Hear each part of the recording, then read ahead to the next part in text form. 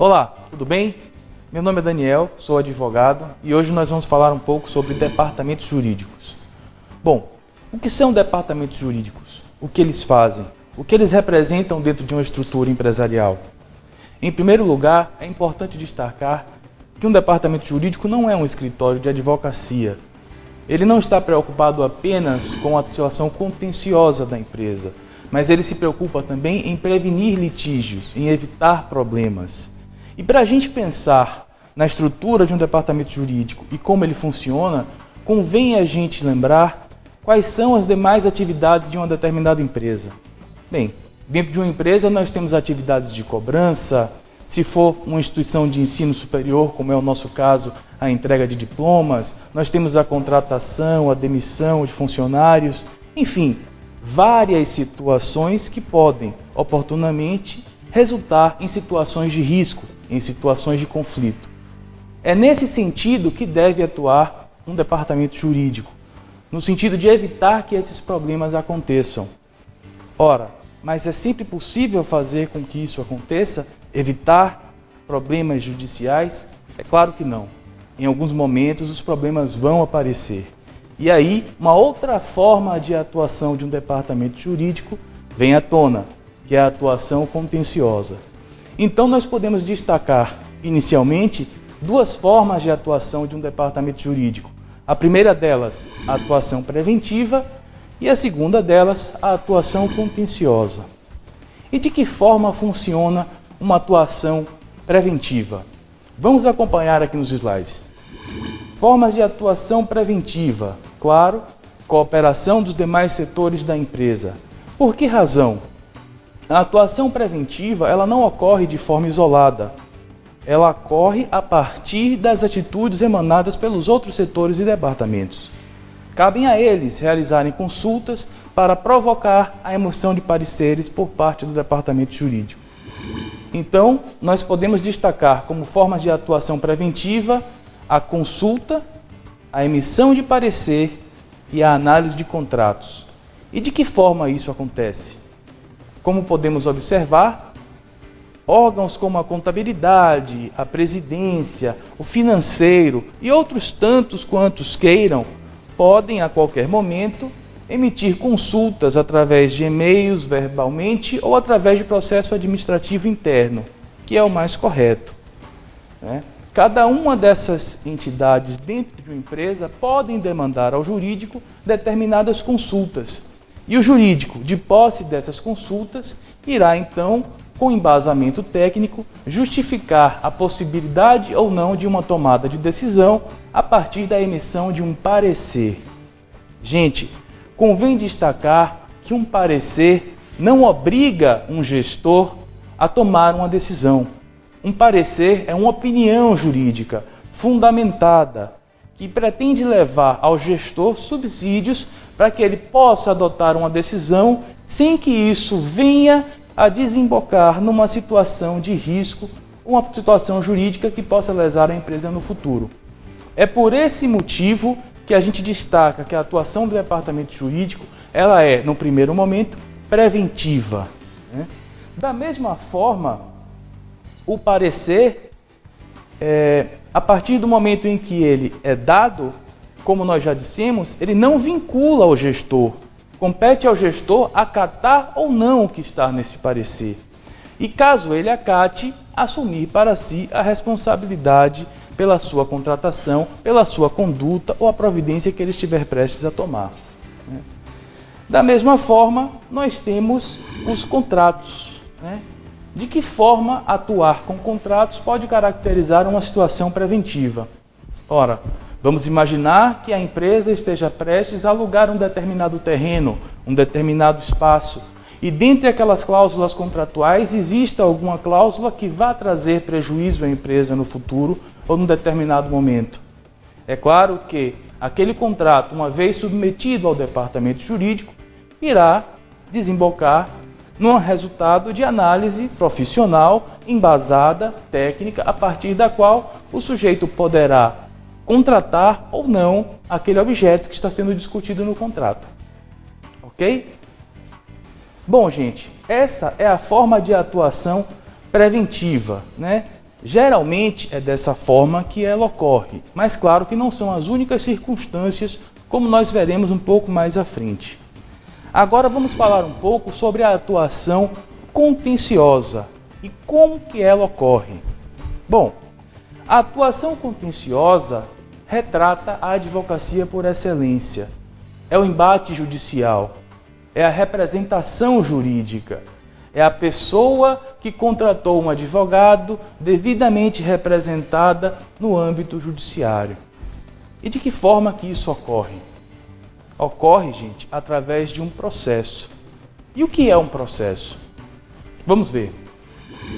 Um processo judicial, gente, nada mais é do que a sucessão de atos que se dirigem a um fim.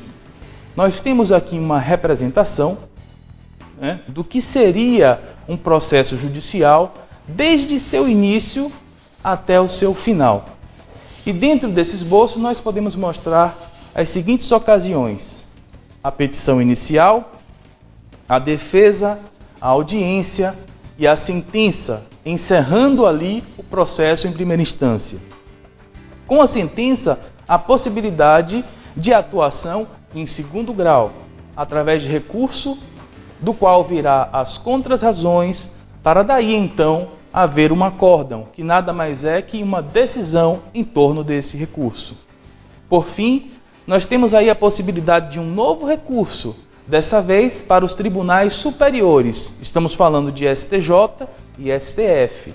E a partir daí, com uma decisão do STF ou do STJ, verificamos o início das fases de execução, que é onde o processo vai continuar no intuito de satisfazer aquilo que foi decidido em primeiro grau.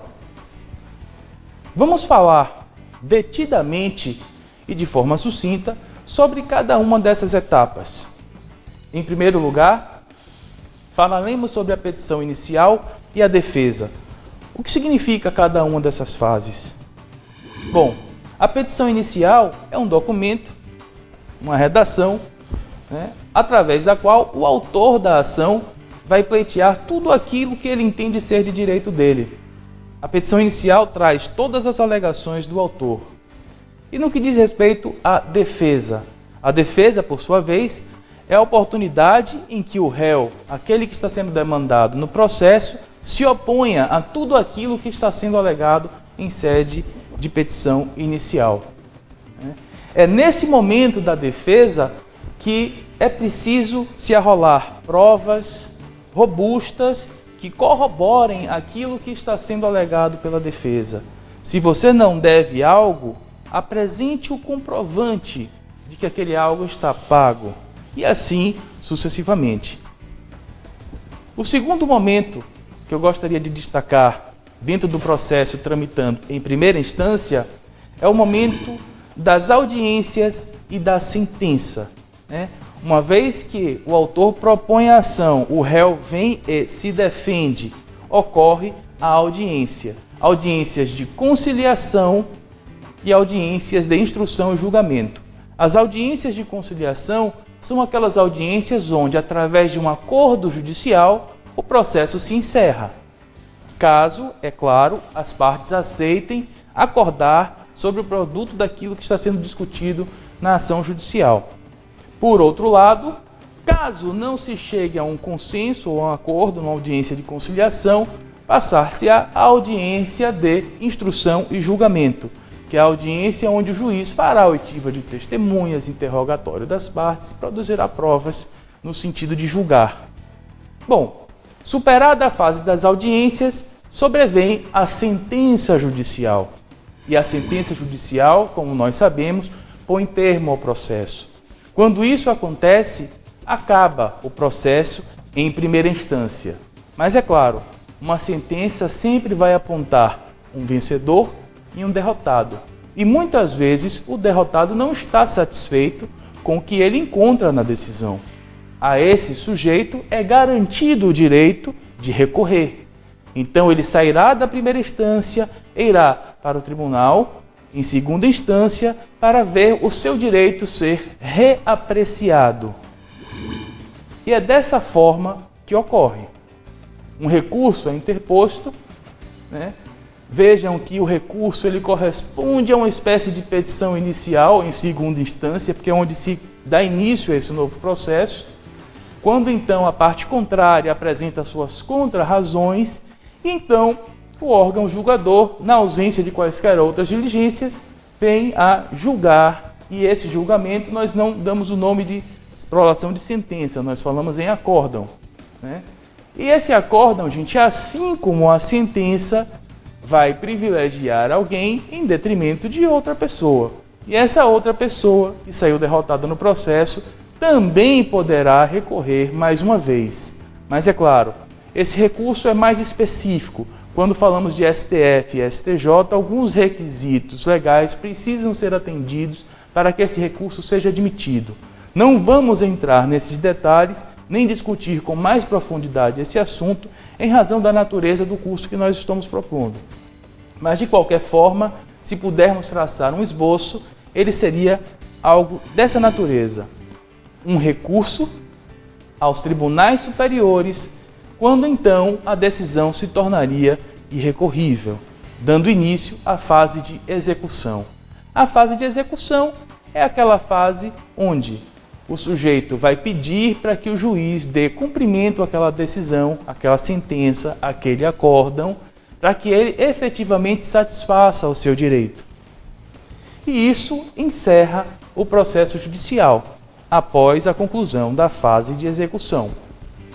Pois bem, dentro dessa atuação contenciosa, existe um detalhe que é importante frisar em se tratando de departamentos jurídicos.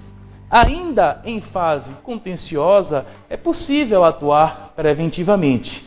Ora, mas como que nós podemos atuar preventivamente a partir do momento em que o problema já nasceu e já houve a propositura de uma ação judicial?